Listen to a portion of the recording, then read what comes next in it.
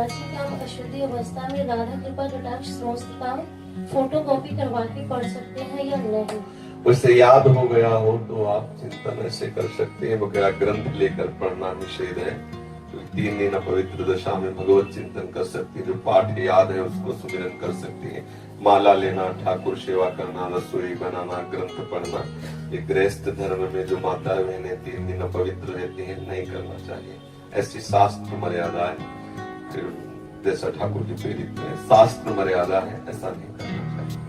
महाराज जी जब हम अशुद्ध हैं और भगवान इतने शुद्ध हैं, उनको कोई चीज अशुद्ध नहीं कर सकती, तो फिर हमारी आप अपने आपे को भूल जाओगे कैसे? हाँ बस यही तो बात, इसीलिए तो कह रहे हैं नियम से चलोगी तो भूल जाओगी। नियम से चलोगी, बनाई हुई मर्यादा से चलोगी तो शरीर भान भूल जाओगी। और नियम अगर विपरीत दशा में चला गया तो शरीर भाव पुष्ट होता चला जाएगा। एक खास बात है, आप एक पत्नी व्रत ले, आप धर्म से चले तो आपको वैराग्य हो जाएगा, आपकी वासना नष्ट हो जाएगी। दवा अगर नियम से खाओगे ना रोग नष्ट हो जाएगा। और आप व्यभिचार करें, चाहे जितना करते चले जाए, आपकी वासना बढ़ती चली जाएगी, आपकी गंदगी बढ़ती चली जाएगी। ये नियम है वही चेष्टा।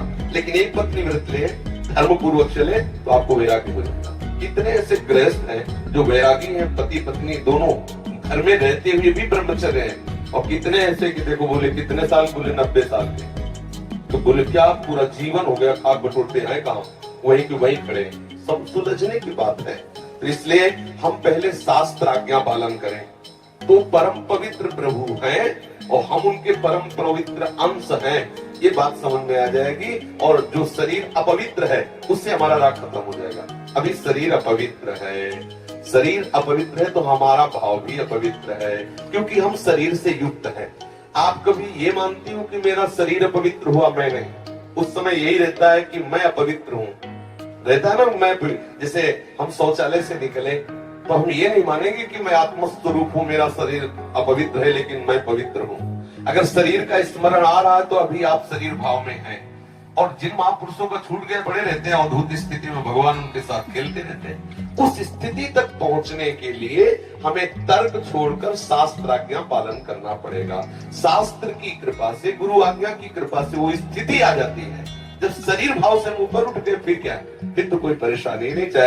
चाहे लघु शंका की पड़े हो, चाहे शौच के पड़े हो, शरीर अपवित्र है लेकिन वो परम पवित्र प्रभु में रमण कर रहा है।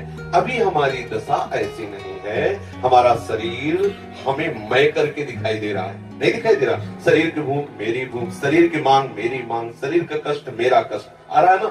बस इस राग से छूटने के लिए शरीर को सिद्धांत में बांध दो।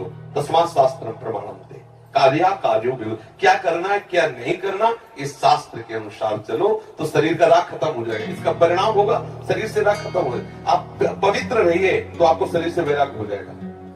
ये खास बात है। शास्त्र की आज्ञा पालन कीजिए तो आपको शरीर संसार से वैराग्य हो जाएगा, और शास्त्र के विरुद्ध चलिए तो आप रागी हो जाएंगे, आप आसक्त हो जाएंगे, ये आपको दंड होगा। शरीर संसार की आसक्ति वही तो आपको जलाती, वही तो आपको जन्म मृत्यु के चक्र में फंसाती है। समझ गए बच्चा? भगवान के लिए प्रसाद नहीं बना सकते, उनको भोग नहीं पवा सकते बच्चा, इसीलिए इस शरीर से घृणा करनी है। धिक्कार है ऐसे शरीर को जो प्रिया प्रीतम से विलग करता है, तभी तो शरीर से राग खत्म होगा। ये अपवित्र शरीर जो हमें प्रभु की सेवा से छुटवा दे, ऐसे शरीर से क्या राग करना। धीरे धीरे शरीर के प्रति हे भाव हो जाए। जन्म मृत्यु जरा व्याधि दुख दोषानुदर्शनम, भगवान ने गीता जी में कहा, शरीर के प्रति हे भाव होने लगता है। क्या बलमूत्र का भांड है, छोड़ो इससे राग। धीरे धीरे धीरे वो अपने स्वरूप में स्थित हो जाए। अभी इतना ममत्व है शरीर में, कोई ऐसे छूले तो एकदम ऐसा नहीं होता।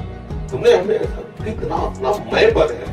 अगर हम ठीक सिद्धांत से चलेंगे तो हम बहुत जल्दी लाभ प्राप्त कर लेंगे। जहां हमारी स्थिति है हम बात उसी स्थिति की करें तो हम बहुत जल्दी आगे बढ़ जाए। होता क्या, हम लोग बात करते हैं छत की और अभी बिल्कुल 100 हाथ गड्ढे में खड़े हैं। बात ये है, शरीर से हमारा संबंध बहुत घनिष्ठ हो चुका है।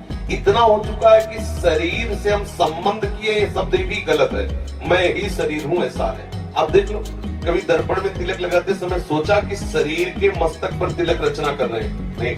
मेरा तिलक कैसा है, यही तो आएगा ना। मेरा रूप कैसा है, मैं ठीक लग रही हूँ, लग रहा हूँ, ऐसी बातें आएंगी नहीं आएंगी। तो इसका मतलब शरीर राग है। शरीर राग हटाने के लिए शास्त्रीय सिद्धांत स्वीकार करना होगा। जिस समय माता बहनें अपवित्र होती हैं, उस समय वो जो भी भोग बनाती है, वो शास्त्र के अनुसार कह रहा हूं कि जो ब्रह्म हत्या देवराज इंद्र को लगी थी, उसी के 4 विभाग किए गए थे। पहला विभाग स्त्री को दिया गया था और उसके साथ वरदान भी दिया गया था कि उसी अवस्था के अंतर्गत वो जब सृजन क्रिया में जाएगी तो संतानोत्पत्ति की सामर्थ्य उसको प्राप्त हो जाएगी। पृथ्वी ऊषर भूमि, जो ऊषर भूमि है, ये वो ब्रह्म हत्या का एक भाग, उसको वरदान दिया गया था, चाहे जितना गड्ढा खोद दिया जाए अपने आप भर जाएगा समय पे। वृक्ष की गोंद जो निकलती वो ब्रह्म हत्या, और उसको वरदान दिया काटने पर भी पुनः आप हरे भरे हो जाओगे, मतलब समय आने पर आप वृक्ष रूप धारण करो। और जल में फेन बुदबुदा काई, ये ब्रह्म हत्या के 4 भाग के। और जल को आशीर्वाद दिया गया कि कभी भी कहीं भी पवित्रता होगी तो आप उसमें सम्मिलित होगे। जल छिड़को, आचमन करो, जल के द्वारा पवित्रता। ऐसा 4 वरदान भी उनको अलग अलग दिए गए और उनके लिए विधान भी किया गया है। देवराज इंद्र को जब ब्रह्म हत्या लगी थी तो शास्त्र में मर्यादा चली आ रही है। अगर इसका हम पालन करेंगे तो शरीर से वैराग्य हो जाए। जैसे अब जो बच्चे वैराग्य ले लिए हैं, भले वो स्त्री शरीर में है, और उनके लिए नियम खत्म हो गया कि वो 3 दिन अपवित्र रहेंगे तो छुएंगे नहीं, क्योंकि खत्म संसार के भोग राग, संसार का क्रम खत्म। अब वो वैरागी, अब वो आठों पैर प्रभु की सेवा में लगे। पर अपने गृहस्थ धर्म से है, शरीर सुख की कामना से है, शरीर का हम प्रयोग कर रहे हैं अपने इंद्रिय सुख के लिए, तो आप पवित्रता धारण करो, जिससे तुम्हारा ये राग नष्ट हो जाएगा। समझ रहे ना? हम बता देते हैं, गृहस्थों को भी कह देते हैं कि आप मंत्र चिंतन भी कर सकते हैं, माला से नहीं, मंत्र चिंतन भी कर सकते हैं। स्नान किया, मंत्र चिंतन कर रहे हैं, भाई अंदर हमारे जो चिंतन हो रहा, शरीर ही तो अपवित्र है, बाहरी चेष्टा नहीं करेंगे। हम मानसिक ठाकुर सेवा भी कर सकते हैं, मानसिक पाठ भी कर सकते हैं। हमें चतुरासी की याद है तो ग्रंथ नहीं छुएंगे, ऐसे पदगान करेंगे, नाम कीर्तन करेंगे, ये सब हो सकता है। लेकिन प्रगट में जो शरीर द्वारा चेष्टा होनी है, तो फिर उस समय 3 दिनों तक ऐसा शास्त्रीय महापुरुषों का और संतों का आदेश है, तो हमें वैसा पालन करना चाहिए। हाँ, शरणागत मंत्र के लिए वैसे हमने बताया है कि शौचालय में और बाथरूम में हम मंत्र ना जपे, पवित्र हो करके आचमन आदि करके फिर मंत्र जप करें। और जैसे हम अपवित्र दशा में जैसे ट्रेन आदि में यात्रा करते हैं, सोच गए उन्हीं कपड़ों से उन्हीं पास, फिर नाम जप करें, मंत्र जप न करें। मंत्र में थोड़ी पवित्रता की आवश्यकता है, नाम जप करें। जब हम पवित्र हो तब मंत्र जप करें। और अगर आप पवित्र हैं तो हर समय फिर जप सकते हैं, केवल शौचालय और लक्षण का छोड़कर।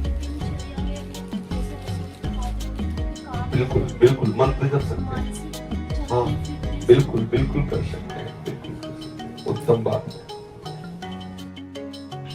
Thank you for watching.